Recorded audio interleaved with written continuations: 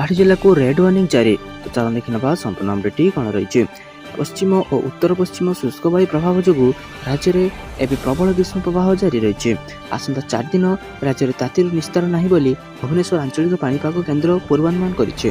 भीषण गरम नहीं 8 जिला को रेड वार्निंग जारी कर से जिलागुड़िक हूँ बौद्ध, अनुगुल, ढेंकानाल, कटक, जाजपुर, खर्दा, मयूरभंज और केन्दुझर जिले में सोमवार सुधा भीषण गरम होगा नहीं रेड वार्निंग जारी कर। तो चलन देखिए परवर्ती अपडेट कौन रही। खरा छुट्टी को नहीं आसला बड़ खबर, छात्र छात्री को बंटा जीव यही जिनिस। तो चलन देखा संपूर्ण अपडेट कौन रही। ओडिशा प्रचंड ग्रीष्म प्रवाह को दृष्टि रखी राज्य सरकार स्कूल छुट्टी घोषणा करिसेंती। एहारी भितर आसीची आउ एक बड़ खबर। खरा छुट्टी रे छात्र छात्री माननकु आयरन और फॉलिक एसिड बटिका बांटिबे शिक्षक और शिक्षयित्री। आमोनिया युक्त लक्ष्य अभियान कार्यक्रम रे राज्य को आमोनिया मुक्त करने एपरि पदक्षेप नि। खरा छुट्टी प्रति सप्ताह सोमवार पिलांकु एही बटिका दिया मिलिथिबा खबर अनुसार स्कूल खोलिया पूर्व यही आईएफए टैबलेट बांटिबा को लक्ष्य रखा जाइए। प्रथम द्वादश श्रेणी छात्र छात्री को यही बटिका दिया एने विद्यालय और गणशिक्षा विभाग पक्षर समस्त जिला शिक्षा अधिकारी को चिठी पठा जाइए। समस्त सरकारी और सरकारी अनुदान प्राप्त विद्यालय रे यही बंटन करा जिवो। प्रथम श्रेणी रु पंचम श्रेणी पर्यंत छात्र छात्री को गोलापी रंगर आईएफए टैबलेट, सेहीपरि षष्ठ रु द्वादश श्रेणी छात्र छात्री को नील रंगर आईएफए टैबलेट प्रदान करा जिवो। अभिभावक उपस्थिति रे एक्सपायरी तारीख जांच करी एही बटिका प्रदान करा जिवो। बटिका प्रदान करबा पूर्वरु कार्यकारिता संपर्क में अभिभावक को अवगत करा जिवो। पिला माने मध्याह्न भोजन किंबा रात्रि भोजन पर एही बटिका खाई परिबे। तो चलन देखा परवर्ती अपडेट कौन रही। यही पेंशन प्लान रे प्रति मासरे मिलिबो 12,000 टंकार पेंशन। तो चलन देखा संपूर्ण अपडेट कौन रही।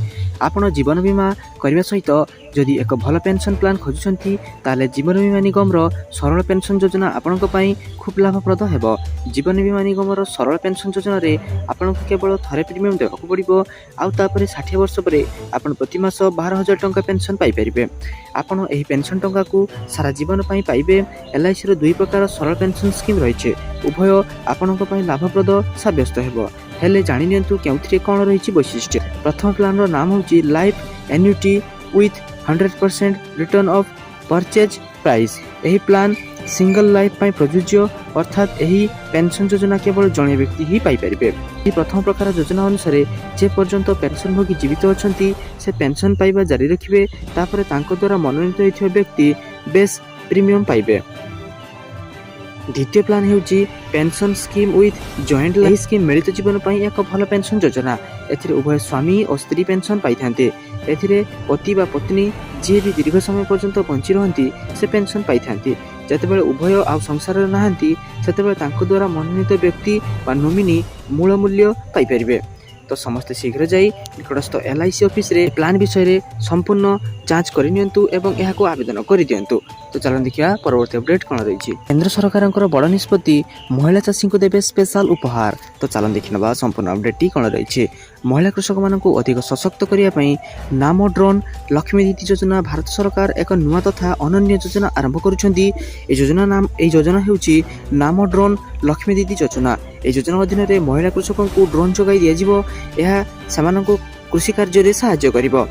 यही ड्रोन महिला चाष कार्य खाद्य अमल करने और कीटनाशक स्प्रे करने भली कार्य साहाय्य करिवो। एही योजनार मूल उद्देश्य हेउची महिला माननकु आत्मनिर्भरशील करिबा एवं समानंकु नूतन एवं आधुनिक ज्ञान कौशल सहित परिचित कराइबा। एही योजना अधीन रे महिला माननकु ड्रोन पायलट एवं सह पायलट हेबाकु मनोनीत कराजिवो एवं समानंकु उड़ाइबा पई मध्ये तालीम दियाजिवो। एही तालीम 15 दिन हेबो एवं मागणा हेबो। ड्रोन पायलटों को 15,000 टंका एवं सह पायलट को 10,000 टंका दिया बोली सरकार घोषणा करुछंती। एही योजना महिला माननकु पई एक बड़ उपहार जहाँ आपनकु समानकर कृषि क्षमता वृद्धि रे सहाय्य करिवो। एही योजना केवल महिला मानक पई एक साधन हेबो नाही बरं ग्रामीण समाजर अर्थनैतिक एवं सामाजिक दृष्टिकोण को मध्य बदलाई पारिबो। महिला मानक द्वारा एही वैषयिक माध्यमर व्यवहार समानकर सामाजिक एवं आर्थिक स्थिति रे उन्नति मध्य आनिबो। तो चलो देखा परवर्ती अपडेट कौन रही। देश में बाहर कोटी अधिक चाकरी आवेदनकारी संख्या 87 लाख। तो चलो देखा संपूर्ण अपडेट कौन रही। एनसीएस अनुसार 2024 में 87 लाख आवेदक पोर्टाल रे चाकरी निमंते आवेदन करथिबा बेले जॉब वैकेंसी थिला 1,09,00,000। एनसीएस अनुसार 2024 रे पोर्टाल रे मोट 1,92,04,161 चाकरी रेजिस्टर होइतिला। एही तथ्य 2023 आर्थिक वर्षर 34,81,944ଟି ଚାକିରି ତୁଳନାରେ 214% ଅଧିକ ଥିଲା। ତେବେ ଏହି ଅବଧି ଚାକିରି ପାଇଥିବା ଲୋକଙ୍କ ସଂଖ୍ୟାରେ 53% ବୃଦ୍ଧି ହୋଇଛି ଏବଂ ଏହା 87,20,900କୁ ପହଞ୍ଚିଥିଲା। 2023 ଆର୍ଥିକ ବର୍ଷରେ ପୋର୍ଟାଲରେ 57,20,748ଟି ଚାକିରି ରେଜିଷ୍ଟର ହୋଇଥିଲା। ଜୈନିକ ବରିଷ୍ଠ ସରକାରୀ ଅଧିକାରୀଙ୍କ ଅନୁସାରେ ଚାକିରି ସଂଖ୍ୟାରେ ଦର୍ଶାଯାଇଥିବା ବୃଦ୍ଧି ଅର୍ଥନୀତିରେ ହୋଇଥିବା ଅଭିବୃଦ୍ଧି ଯୋଗୁଁ ଦେଖାଯାଇଛି। ଏହି ବୃଦ୍ଧି ଆଗକୁ ବି ଜାରି ରହିବ ବୋଲି ଆଶା କରାଯାଉଛି। ନିକଟରେ ଅର୍ଥମନ୍ତ୍ରୀ ନିର୍ମଳା ସୀତାରମଣ କହିଥିଲେ ଯେ ଭାରତର ଅର୍ଥନୀତି 8% ହାରରେ ଆଗକୁ ବଢ଼ିବ। NCS ତଥ୍ୟ ଅନୁସାରେ ସବୁଠାରୁ ଅଧିକ ନିଯୁକ୍ତି ଫାଇନାନ୍ସ ଓ ଇନ୍ସ୍ୟୁରାନ୍ସ ସେକ୍ଟରରେ ଆସିଛି। ଏହି ତଥ୍ୟ ଗତ ବର୍ଷ 134% ବୃଦ୍ଧି ହୋଇ 46,68,845ରେ ଅଛି।